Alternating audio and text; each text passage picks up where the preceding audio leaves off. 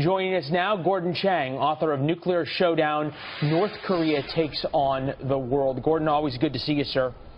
Great to see you, Leland. Apt to have you, because North Korea really is taking on the world here. We don't know whether Kim Jong watches CNN or perhaps Fox News, if you're watching, hello, or BBC, but he almost certainly heard what President Trump just said in that soundbite yesterday when he was leaving church. He hears that. What does he think? Well, I think that Kim Jong says it doesn't really matter because the United States, in fact, has not imposed any cost on North Korea that they can't bear.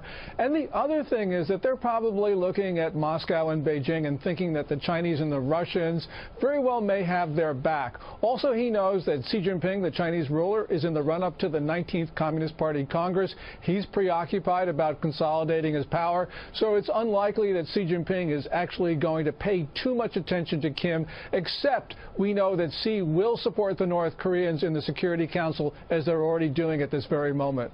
Well, in a sense, might Kim Jong be correct that the Russians and the Chinese have his back, as much in the sense that it kind of occupies the United States from either taking on China as it comes to trade or taking on Russia as it comes to their adventures in the former Soviet bloc? Oh, yeah. I mean, the Chinese actually like this dynamic, at least on the short term, because they know that every time that North Korea does something provocative, we believe that we need Beijing's help. We send a high envoy to China, and we stop talking about those things that are important to us, like South China Sea, cyber attacks, predatory trade practices, you name it. So, you know, Kim Jong-un has understood this dynamic. His father did. You know, they have developed this pattern of behavior, and they know that the Chinese and the Russians, either together or one by one, will support North Korea against the United States and our friends and partners. This struck me as particularly poignant because so often people refer to Kim Jong-un as a madman or he's crazy. In a way, he's very calculating. This from General Bob Scales in the Wall Street Journal. This regime has been in power for almost 70 years and understands the value of the long game.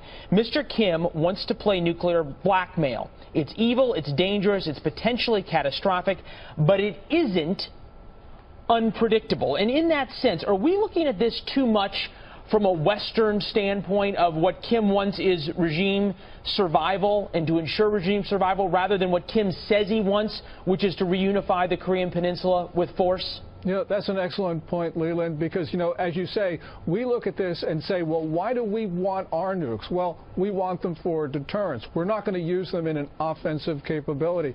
But Kim Jong-un, we got to remember that the core goal of his regime is the destruction of the South Korean state. And I'm concerned that when Kim becomes confident in his arsenal, he's going to blackmail the United States to break our mutual defense treaty with South Korea and get our 28,500 service men and women off the peninsula so that he can then take over South Korea. That's when he miscalculates. That's when this gets extremely dangerous. And a lot of Western analysts don't see it that way. You know, the Kims tell us exactly what they want to do, and we're just oblivious to this. Well, you know, I was going to follow up and ask you what my dad asked me yesterday, which is, should we be worried? But after that answer, I think we can skip the answer and just go with yes. Thank you, sir. Thanks, Leland. All right, good to see you. The U.S. envoy to the United Nations says Washington's patience with North Korea is not unlimited. Nikki Haley made the comments during an emergency Security Council meeting earlier. It appeared to end in deadlock as the U.S. dismissed possible plans for de-escalating the crisis. U.S. has threatened North Korea once again, saying that Kim Jong-un is begging for war. To the members of the Security Council, I must say, enough is enough. Nuclear powers understand their responsibilities. Kim Jong-un shows no such understanding. His abusive use of missiles and his nuclear threats show that he is begging for war. War is never something the United States wants. We don't want it now. But our country's patience is not unlimited.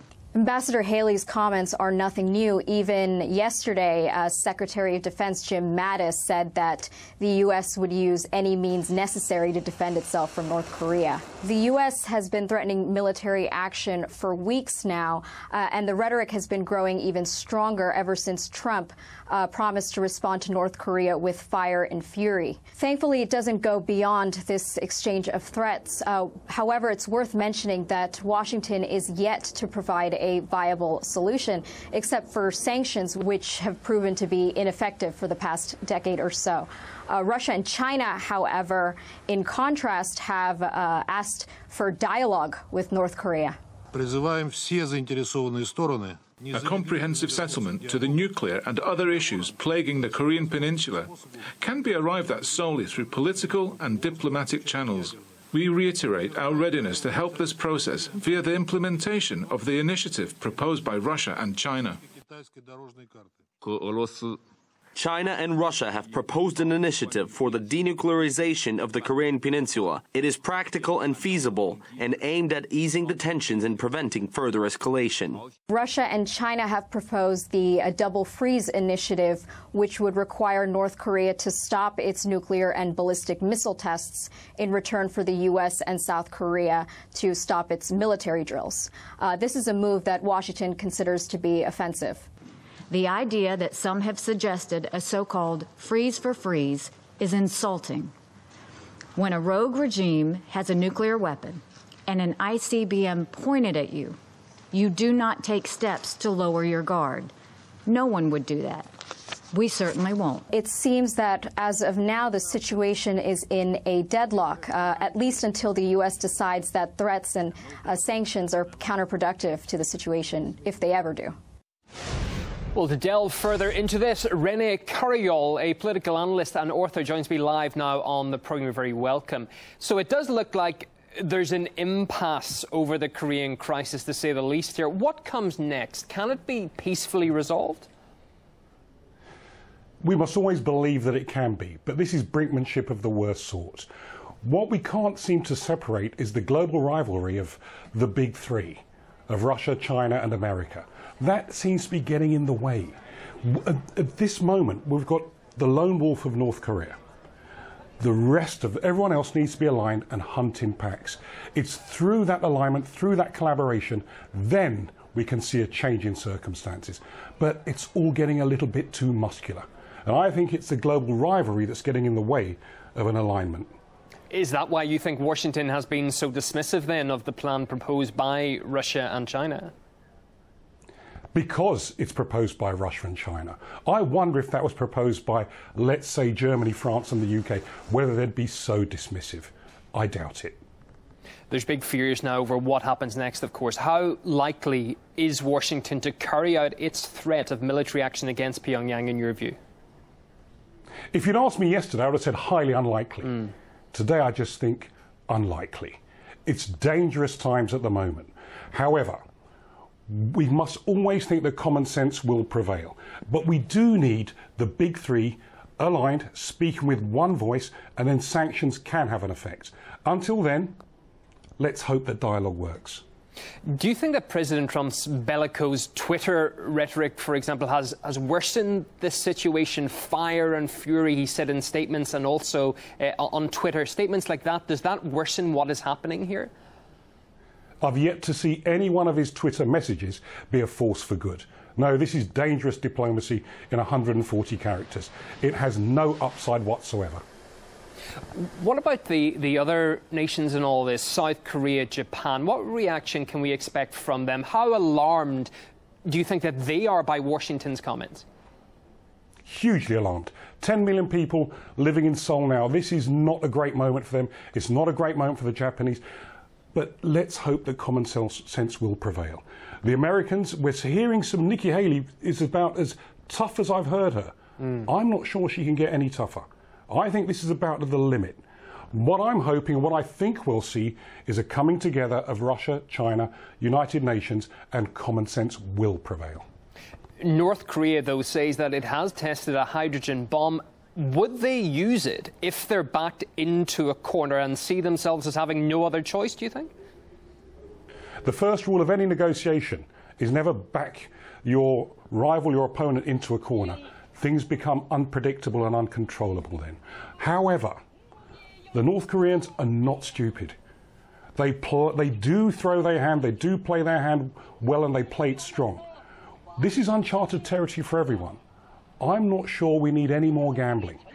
I think we need cool heads, and let's remember, collaboration is the new leadership.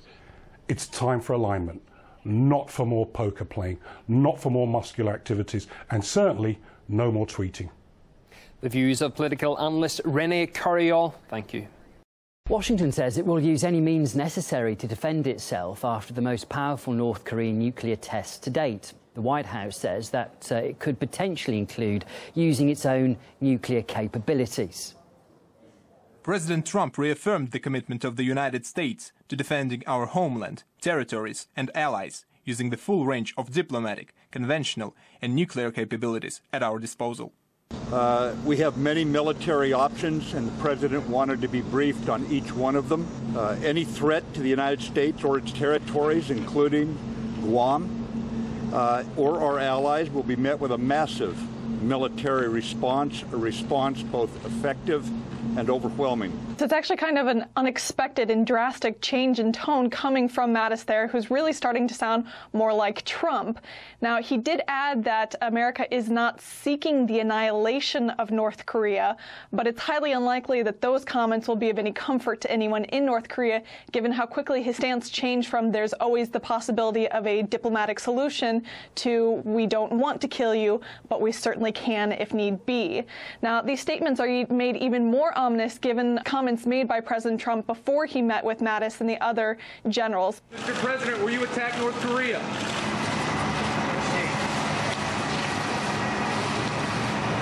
Earlier on Sunday, Trump did tweet that all options are being considered when it comes to North Korea, but it is clear that the military option seems to be becoming the favorite for the Trump administration. Meanwhile, we have China and Russia urging all sides to show restraint, but it seems that Team Trump is going to stick with the aggressive rhetoric that we've seen from the president as of late. They will be met with fire and fury like the world has never seen. North Korea better get their act together, or they're going to be in trouble like few nations ever have been in trouble in this world. Okay? And this man will not get away with what he's doing, believe me. And this has really already escalated past just a war of words. We've already seen America bolster their military presence in the region and continue to conduct drills with South Korea, much to the displeasure of their northern neighbors. And Trump has gotten a fair amount of backlash for some of his aggressive comments, both here at home and abroad.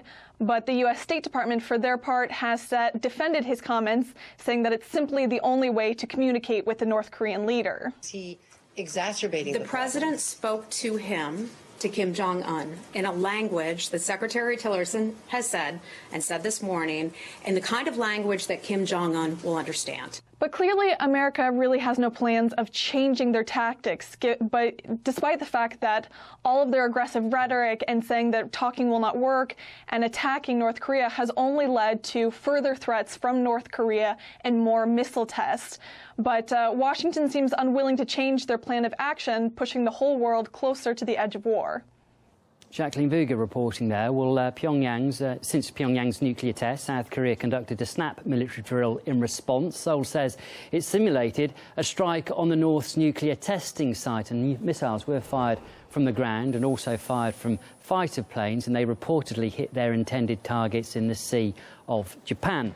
Well, in another development there, South Korea's Environment Ministry has now approved the deployment of the American-made THAAD missile defence system. It was partly delivered back in March, but it later turned out that the necessary environmental checks were not carried out and the deployment was delayed. However, it seems to have been accelerated now concerning a number of countries in the region. China, for instance, has said that it does fall within the range of the system. We got expert opinion on the tension on the Korean Peninsula.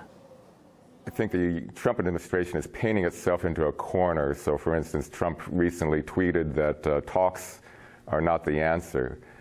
And so that just leaves the option of threatening North Korea, which only encourages North Korea to accelerate its nuclear weapons program, which in turn encourages the Trump administration to up the ante on its threats. So it's a very dangerous moment. Korean Central News Agency just recently came out with a statement saying that they're not willing to give up their nuclear weapons program unless the United States drops its hostile policy. So there's a definite opening for a diplomatic move if the United States wanted to take that.